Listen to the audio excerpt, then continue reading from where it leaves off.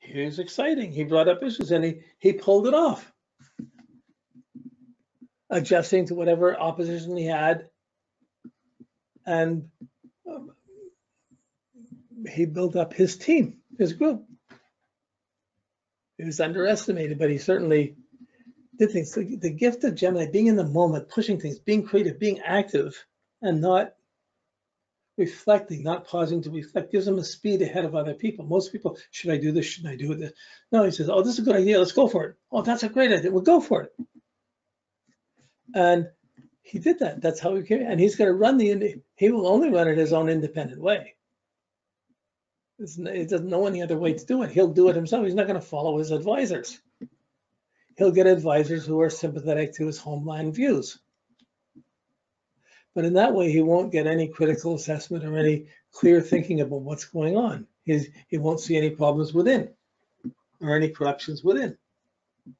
And eventually, he'll be the wave that's building up, but it's running. The wave's tipping, but it crashes down and he won't be sort of recharging to rebuild again. Well, he will in his own way. After he's been president, what kind of business? He could take any business anywhere in the world, right? Of course. Well, why would he even stay in America? After he's been president, he would know so much that he would be very useful if he were moving to Russia or China or someplace where his knowledge would be really valuable. So what's next is an interesting question. But this point of power, this point of going, this is his son, this independence, it's the pushing for the excitement, for the freedom, but he's born on an eclipse. And there's a dark side to this. You can feel it.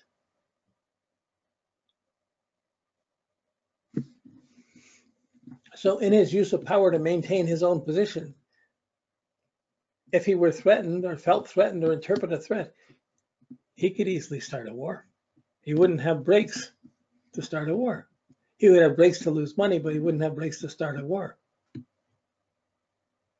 or to attack rather than this. Okay, so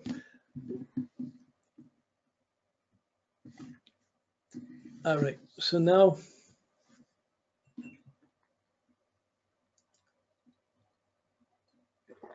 you have to realize when we're doing a chart, we're looking at a chart. It can be anybody's chart, and you start seeing the differentiations to a person. When you know a person, you can make associations and read to it. But you want to be able to see the personal person, how a person processes. You want to imagine if you had this kid as a student, how would you teach them? It'd be hard to shut him up. It'd be hard to teach him. He'd be quick, but he would be restless in a class. If you imagine him as a kid, before school, in school, as a teenager, as a young adult, he's not going to fit the system. He's going to make things happen to react and react against anything that negative happened to him. He's going to push to prove he can be better than that, so they can't tell him what to do anymore. Okay, his Mars. How he puts out energy, his use of force, his energy, so the sense of force is his status. He's president. He's the most important person in the world. Okay, it's but how he acts on it, what he does with his energy, this is his Mars. His Mars is in Leo in the 12th house. There's no bad aspects to his Mars. It's trine the moon, it's sextile the sun, no bad aspects to it, so not afflicted. But its position in Leo, the Mars in Leo is very proud and determined. I'm fixed, I'm proud. I can't take a loss, I have to win. I'm going to win. If I'm not mistaken, Obama had a Leo rising too. He has a Leo rising, and they both had the pride. I can't lose, I have to do this. And when it came to wars, and it became more of a problem. But the Mars in the 12th house implies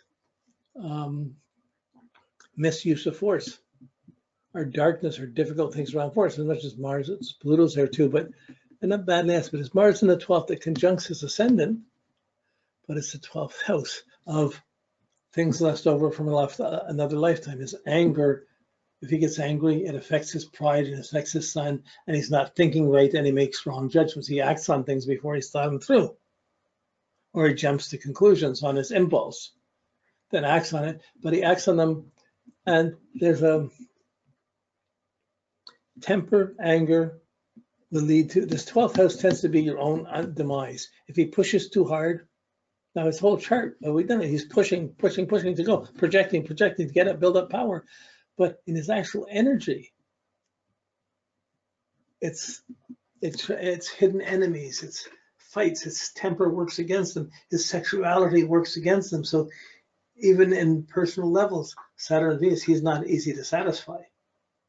But his Mars and Leo could play out a role. So maybe he saw other people. Maybe he didn't stay always within the bounds of marriage, and that would disrupt the stability of the marriage and cause his anger, his sexuality, his physical energy.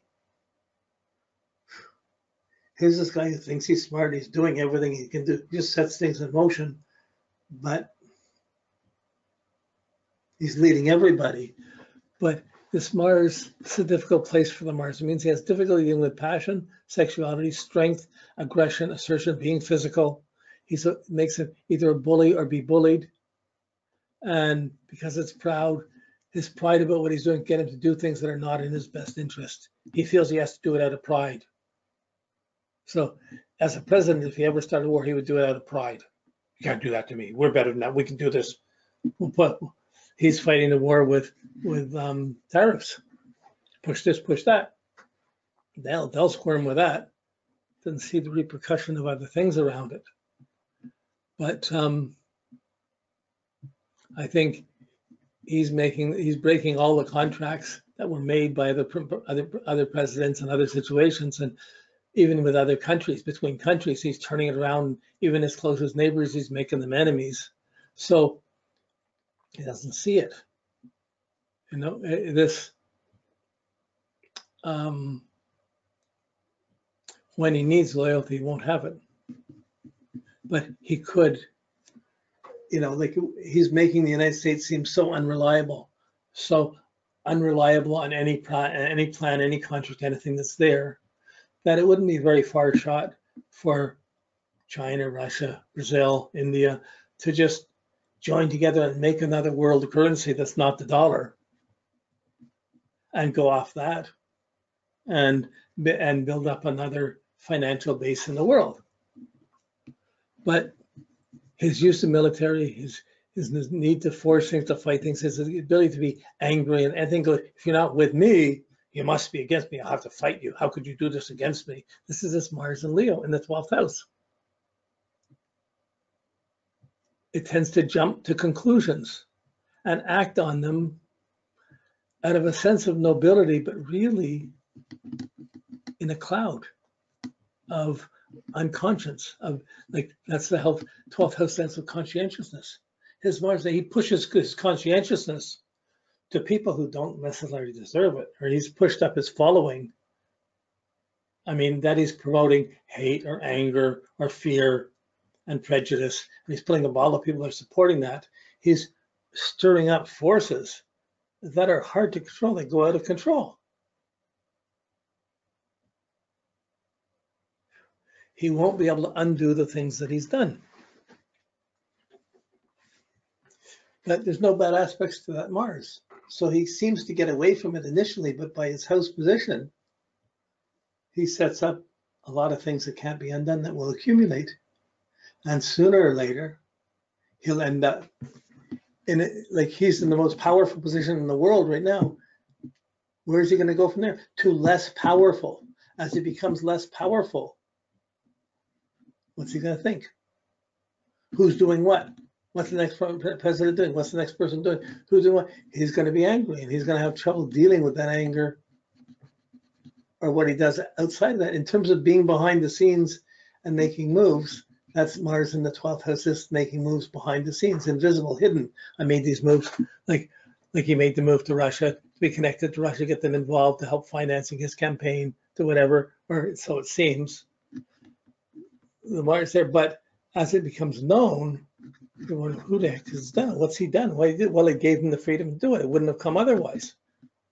If Hillary hadn't been dismissed, if they hadn't disrupted the Democratic Party and they hadn't used it that way, it wouldn't have gone. But they were able to put underhanded or behind the scene attacks to change it, and he would ride the wave of those. as long as he's projecting, as long as he's got energy, but he has a continually tendency to go, go, go. But where do you go once you got the top? Any further push is going to bring you down a bit. He's not geared to see that.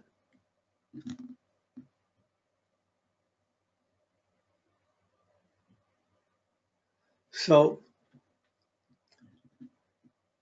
a lot of presidents probably got involved in championing causes, helping good things in the world and things after they left their presidency.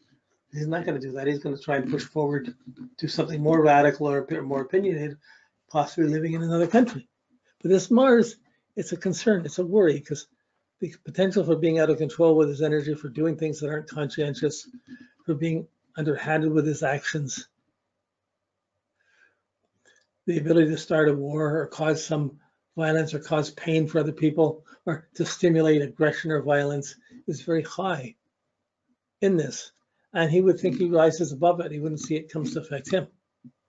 But it could affect a whole country if he was the only one making decisions, if there weren't any breaks. So his ability to guide the military, you got to come to question it a little bit, mostly because of his thinking is not straight. So he gets experiences that he doesn't assimilate, that he doesn't understand. He interprets it as an enemy, as an envy, as an attack, and he's too proud he has to fight it. I won that. He has to win. But it doesn't mean he resolves or assimilates what he's done. This is the Jupiter. His Jupiter needs to try and assimilate the experiences he's had. Now his Jupiter's in Libra, about sharing.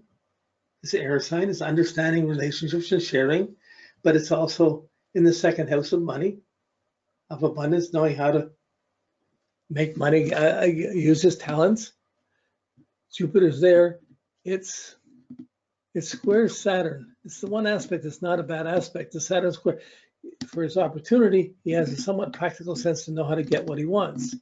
So the Saturn puts some brakes on the Jupiter, and that gives him often a good sense of timing. The Jupiter sextiles the moon, trines the sun. It's not affect. It's only the Saturn. That's not a bad influence. It also 17, 20. No, it doesn't quite affect the Saturn. So it's really the wisdom guiding Saturn. So I understand what has to be done, but we can't let the Saturn is trying to say, well, we don't have this, we can't have this, and the Venus is feeling I'm not getting appreciated. The Jupiter's trying to understand how to fix that. So he builds up his philosophy around that. In business, smart, but in terms of conscience, in terms of he can accomplish things, but he can't hold it. So just like he built up his empire of property around the world, and then when he pushed it too far, he had to sell more than half of it off just to regroup. He still had a lot, way more than most people, but he lost a lot from being in that position. Something similar will happen from being president. But whether he gets the effects or whether the country does, it's hard to say that this happens. But the ability of having hidden enemies and violence, he's pushed very forceful issues, and that Mars sitting in his 12th house he's not a peaceful person. He's quick to anger, quick to rise. So that his Gemini wants to push things, and if anything threatens his sun, it's going to affect his Mars, because Mars is ruled by the sun, and he's going to feel proud and he has to fight it. He goes with him, go for it. He goes against it, but he doesn't know what loyalties are, what a team is. It's whoever he's supporting.